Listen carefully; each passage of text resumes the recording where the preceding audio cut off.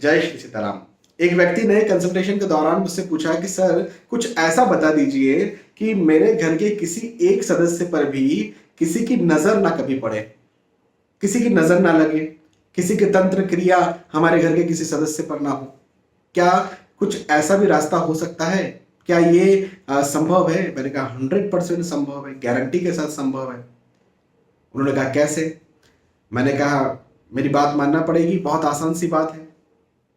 बस दो बातों पर ध्यान रखना है। कौन सी दो बातें?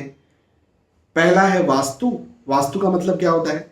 वास्तु शास्त्र में आपका घर जहां आप रहते हैं वो तो आता ही आता है, लेकिन आपके नाम पर कोई और घर या फिर आपका कोई प्लॉट, प्रॉपर्टी, फ्लैट, ये भी है।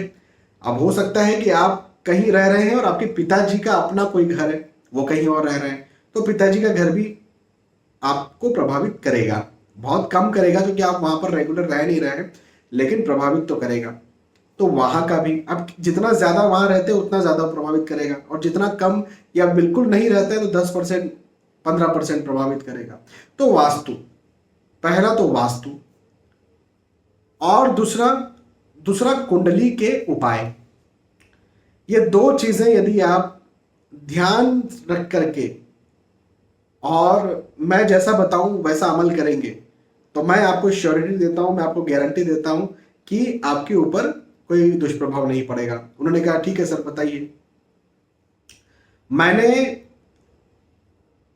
उनका वास्तु देखा, उनका घर देखा, उनके पिताजी का घर वो मुझे बता नहीं पाए। मैंने कहा कोई बात नहीं, 90%, 80% तो मैं आपको गारंटी दे दूंगा आपकी कुंडली और आपके घर से। बाकी कभी लगे आपको तो पिताजी का घर भी बता दीजिएगा। तो मैंने उनके वास्तु के जो उपाय थे वो मैंने उनसे करने के लिए कहे, कुछ वास्तु सुधार थे वो मैंने करने के लिए कहे, कुछ एक आध जगह तोड़फोड़ भी मैंने करवाई। कई बार होता है कि वास्तु में तोड़फोड़ जरूरत होती है, बिना तोड़फोड़ के काम नहीं होता। मैंने करवाई, और कहाँ रंग कैसे होना चाहिए, कहाँ क्या चीजें रखी होना चाहिए, मैंने वहां पर रखवाई। उन्होंने कहा सर वास्तु अनुरूप ही हमारा घर है। मैंने कहा कैसे? बोले साउथ ईस्ट में किचन है हमारा। मैंने कहा साउथ ईस्ट ने आग्नेय में किचन होना ही वास्तु नहीं हो जाता। मैंने कहा यहाँ पर देखिए, वीडियो कॉल किया था, वास्तु कंसल्टेशन हमारा होता है, तो वीडियो कॉल किया था। तो मैंने कहा कि देखिए यहाँ पर बिल्कुल ब्लैक कलर की स्लैब्स हैं, ब्लैक कलर का फ्रीज आपने रख के रखा हुआ है, यहाँ पर ब्लू कलर के पूरे फर्नीचर बने हुए हैं, मॉड्यूलर किचन जिसको कहते हैं, कलर ब्लू था उनका। मैंने कहा क्या मतलब रहा? कोई मतलब नहीं रहा। तो वो साउथ ईस्ट में किचन है, इसको ये सोच रहे हैं कि हमारा वास्तु अनुरूप घर है, जबकि पूरा उल्टा कर लिया उन्होंने। तो मैंने फिर उन्हें बताया कि यहाँ क्या करना चाहिए, उन्होंने वो चीज की।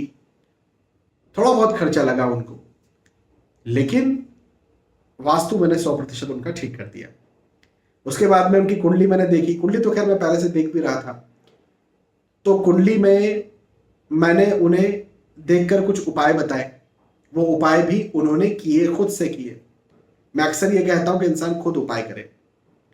मेरा पहले नंबर पर कहना यही होता है, क्योंकि मैं लूटपाट के बहुत खिलाफ हूं। जहां पर लूटपाट फैली होती है ना, इतनी शांति करा लो, ये करा लो, वो करा लो, करा लो, मैं इसके बहुत खिलाफ हूं। मैं ये नहीं कह रहा कि मैं करता नहीं हूं, मैं करता हूं, करवाता हूं, लेकिन सिर्फ उन लोगों के लिए जो मुझे आगे से कहते हैं कि आपको करवाना है। हम नहीं कर सकते, कोई बहुत बीमार है, कोई बहुत व्यस्त है, कोई बच्चा है, नहीं कर पा रहे हैं, वो फिर आपसे रिक्वेस्ट कर रहे हैं तो फिर करवा दो, ये मेरा एटीट्यूड है। लेकिन मैं आगे से बोलूँ नहीं नहीं मैं ही करवाऊंगा, ये गलत है। तो मैंने उनसे करने के लिए कहा, उन्होंने खुद से किया। तो रेमेडी भी की और वास्तु के जो मैंने उपाय बताए थे वो भी किए। और उसके बाद मैंने 2, ढाई, 3 महीने बाद उनसे कहा कि मुझसे बात कीजिएगा। उन्होंने 2, ढाई, 3 महीने बाद करीब करीब मुझसे बात की। ये बात मैं आपको बता रहा हूँ 6-8 महीने पहले की। उन्होंने कहा सर आपने कहा था कि 80% चीजें ठीक हो जाएंगी, मुझे लग रहा है कि 100% ठीक हो गई।